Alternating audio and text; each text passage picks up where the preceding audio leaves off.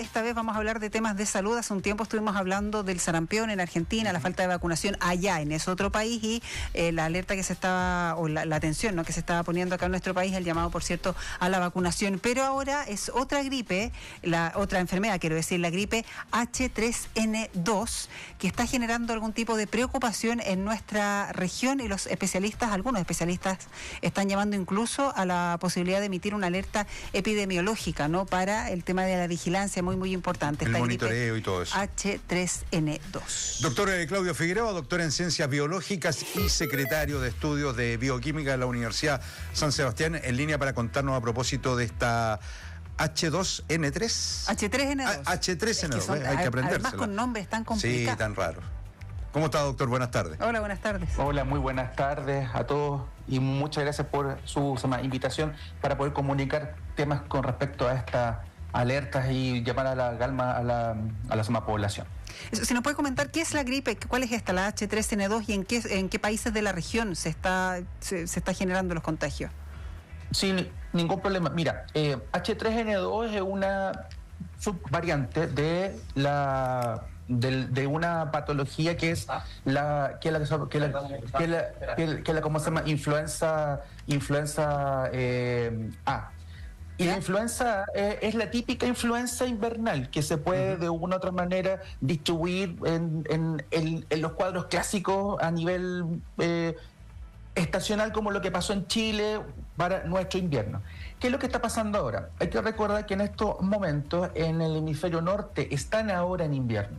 Claro. Y empezó efectivamente una circulación, y ahí es donde se producen estos fenómenos, en donde hay una variante que, producto de sus alteraciones o de sus mutaciones, empieza a, llamemos así, a copar el espacio. Entonces eso empieza a hacer de que esta variante empieza a ser mucho más relevante a nivel de los contagios y empieza efectivamente a distribuirse en toda la población.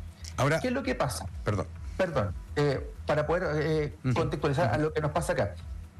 Si uno mira las tablas epidemiológicas a nivel anual, no es raro de que haya como un, llamemos así, segundo brote de enfermedad respiratoria y particularmente influenza en verano, precisamente por estas migraciones y la posibilidad de que las personas vayan al hemisferio norte, vuelvan, ese tipo de cosas ocurre. Lo que pasa particularmente con esta variante es de que es una variante que se ha visto mucho más contagiosa, y eso efectivamente hace de que haya copado de manera muy importante a nivel sanitario, esto generando estas alertas a nivel regional en este caso. Claro, doctor, usted dice hay que tener calma, pero ¿cómo se toma que, por decir, el gobierno peruano haya decretado alerta epidemiológica nacional ante el riesgo que pase de leve a moderado esta H3N2?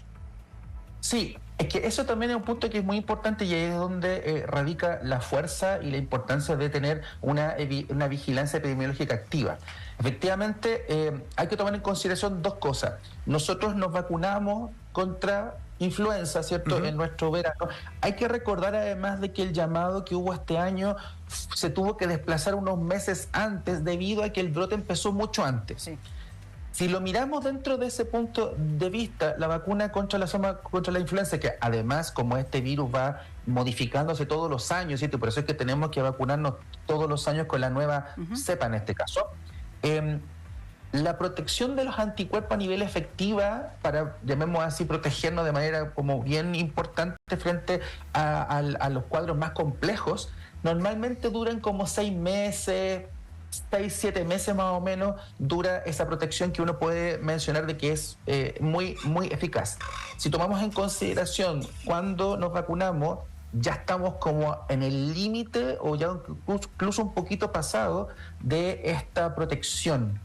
Entonces, claro, la alerta se viene porque si eventualmente llegan los casos a las regiones, como ya se detectaron algunos de estos brotes que vienen normalmente exportados desde el hemisferio norte, tenemos efectivamente, y esto es importante tomar en consideración, siempre en la población hay grupos etarios o grupos que son mucho más susceptibles a generar infecciones más graves. Entonces ahí es donde viene esta alerta y el cuidado.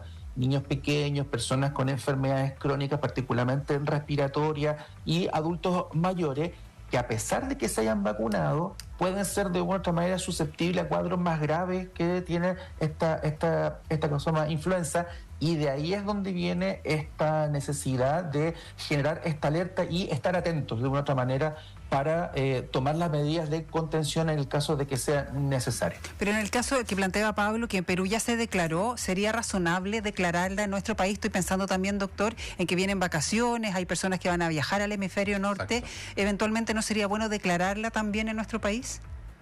Mire, aquí, por eso, como le comentaba, es súper importante lo que es esta vigilancia epidemiológica y también genética, que fue algo que también vino a instalarse desde que COVID está presente acá. Entonces, ¿cuál es el tema?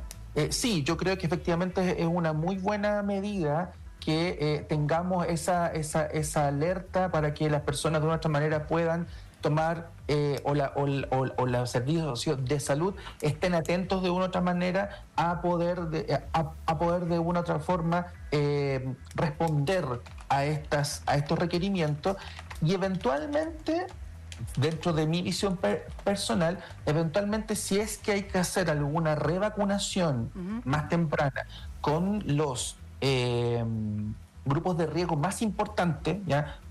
Niños prematuros, como les comentaba, personas que tienen alguna enfermedad crónica y que eventualmente un contagio con influenza puede ser algo complejo, yo particularmente sería partícipe de que se pudiera hacer esa vacunación focalizada en esos grupos. Ahora, es tremendamente importante, y eso ha sido demostrado, y es mucho más fácil en épocas veraniegas, hacer todas las medidas de contención ambiental, la ventilación de las casas, el lavado de manos, y ojalá que, a pesar de que hay personas que generan cierta resistencia, el uso de mascarillas cuando uno se sienta enfermo y evitar el llegar a lugares en donde haya mucha aglomeración de gente también debería ser un estándar para que estos casos no se repitan. Ahora, perdón, doctor, porque acá nos escriben de Canadá, por decir, un matrimonio que ella le pegó un poquito, dice la H3N2. ¿Cómo no confundirlo con los típicos resfríos de verano también? Porque entre el aire acondicionado, los cambios de temperatura, ¿cuáles son los síntomas inequívocos como para decir, puede ser esta la famosa H3N2? Me la voy a aprender de aquí a la... Sí, ojo, es influenza. Creo que ese también es un punto importante. Es influenza, ¿ya? Es un tipo de influenza. Y la forma en cómo uno tiene que identificar estos cuadros principalmente radica en dos cosas. Primero, la fiebre. Influenza suele generar cuadros de fiebre alta, y estamos hablando de sobre 38,5, 39, de forma muy rápida. ¿Ya? Normalmente este virus tiene una incubación de entre 24 a 48 horas. ¿Ya?